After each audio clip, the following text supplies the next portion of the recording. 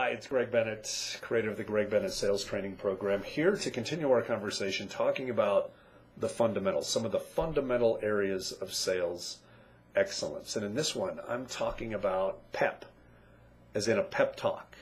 And by PEP, I mean process empowered by people. For sales excellence to happen within an organization or within each individual, there needs to be basically a couple of things. You need to have some people power, some people skill, our own skill sets and our personalities and our work ethic personally, the people part. And then you have a process where there's certain things that we do, and that's our sales process. And our process has to be excellent, and our people skills need to be excellent. For some reason, though, what happens in sales is we've been such a people-oriented thing within business that we forget about process. And so for years, an organization would basically say, I need to find the best people I can. I need to find people that are talented. I need to find people that have great skill sets, and I need to add them to my sales department. And then I'm just going to watch them work. And I'm going to collect whatever it is they create. And that is my sales effort. And while that's fine, what we've learned over time in business is that that sort of a people-oriented, people-only process creates a wildly fluctuating series of outcomes. In Michael Gerber's groundbreaking book, The E Myth, the letter E Myth, Michael Gerber, great book, you should go get it, and all the books that he has written about the E myth. The whole concept there is that without processes, without systems, startup businesses tend to fail, where franchise businesses tend to succeed because somebody somewhere creates a series of processes and systems and steps that, when applied every single time, create a comfortable, known outcome. So you could see a franchise restaurant going up someplace, and as a consumer, I see that brand and I know what's going to happen inside that restaurant. And something about that makes me feel good. Where if it's just a startup, the owner basically says, I need to go find some really good chefs who will create these dishes that I want. And whatever we come out with every night, that's what my restaurant is. So the outcomes vary greatly. And it's not just in what is prepared, it's how the restaurant looks, how it's marketed. Even simple things, how we open the doors, how we clean, how we break that down. And you start to see with a startup restaurant, what makes it different from a franchise are little things. You notice that not everything is uniform. Not everything feels right. Or one time I go in there and I experience this, another time it's that. And not to mention what happens to the person that's trying to run that restaurant. When it's a startup and you're having to do everything basically by remembering it, and hopefully we open the restaurant the same every time, what happens, of course, the outcomes vary. When the outcomes vary, it makes it very difficult to plan, let alone roll out a restaurant or a series of restaurants. And so, in sales, where this happens is that we don't spend the time to work on the process and figure out what are the best practices of how we would want to design a process that seems to create an outcome in sales, and it does it every single time. Instead of doing that, we hire people and we just say, we hope that your recipes are good, and we hope that you do them consistently, and we hope that it will create the type of thing that we need every time. In my ebook called Make More Donuts, it's about a fictitious donut factory where a manager is basically running around collecting whatever these donut silos crank out. And then he takes them and reports them to the boss. And so when the boss says, make me more donuts, the only thing the manager knows how to do is to shake the silos, pound on them, and then hopefully he'll be able to collect more for the ownership. But what he learns through the visit of a Mr. Franchise, a wise visitor from the East, is Mr. Franchise shows him that he needs to have glass silos for making the donuts, so that he can see what goes on and what is happening and the ingredients being put in and the processes to get him a certain outcome.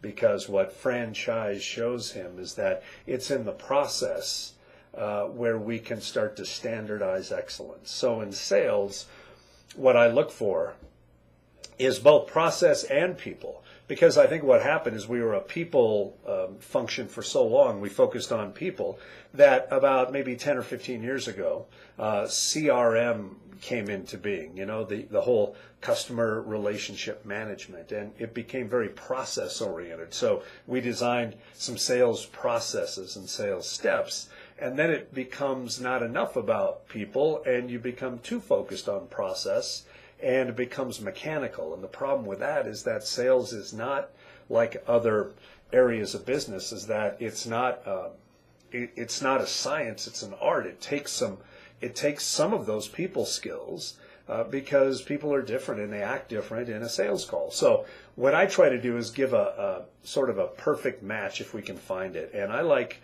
process empowered by people, PEP. So you create a great process of best practices, and you create these things. And I'm talking about the process broken down to, what do we say to first-time clients? What are some of the scripting we use when we get certain objections? You need to create these recipes and certain steps in your process. This is what we do every time, because this is what our excellent people do every time. And then when I give it to a new person that I hire, I can say, new person, instead of trying to figure this out on your own, or instead of me just collecting whatever it is you feel like creating, I'm going to instead give you the process that we have designed, that when we follow this, we seem to get pretty good results. You know that most companies don't do anything like that when they hire new people. They just hire new salespeople and they turn them loose in the kitchen and say, use whatever recipes you have, cook us up whatever you want, right? And again, so it's an issue. So we don't just leave it though with process. We say, but seller, because this is an art, I expect you to apply your personality, your drive, your certain skill sets, your expertise, your background, you're just what makes you who you are. I want you to bring our process to life. I want you to go above and beyond. The process to me is a base level of excellence. I want you to bring that process to life through who you are. And maybe we'll take some of what you do and we'll apply it to future process down the road. In other words, if you take our base level process that creates excellence, and you raise the bar, you say something different, you add some new elements, we may look at that and say, I'd like to apply that.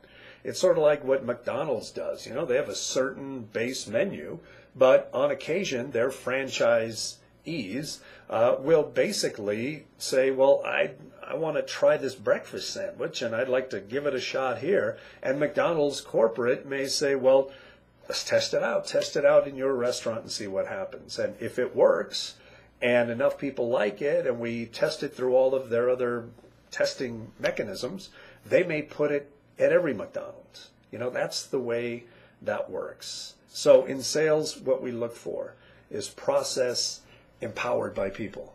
You need both. So the long and short of it, and this applies to you individual sellers out there, you need to look at your own process.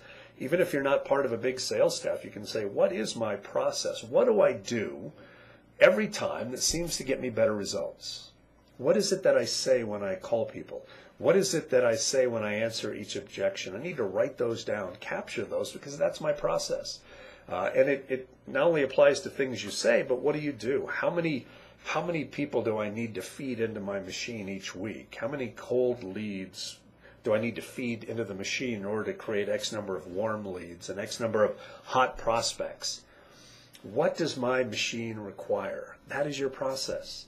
And particularly after the person buys and they become a partner. And then what do I do after to make sure that my clients feel like partners and that I'm not a vendor? What is my process for bringing all this to life? I need to write it down. And that's where the whole concept of mini steps comes in. In my book, Consultative Closing, I focus a lot on creating mini steps, and much of that is process-oriented. What are the steps in the process? And then once you have that all captured, You then say, I'm going to do that every time, and I'm going to continue to test it and tweak it and try it and make sure it's working. But now I can bring my personality to it.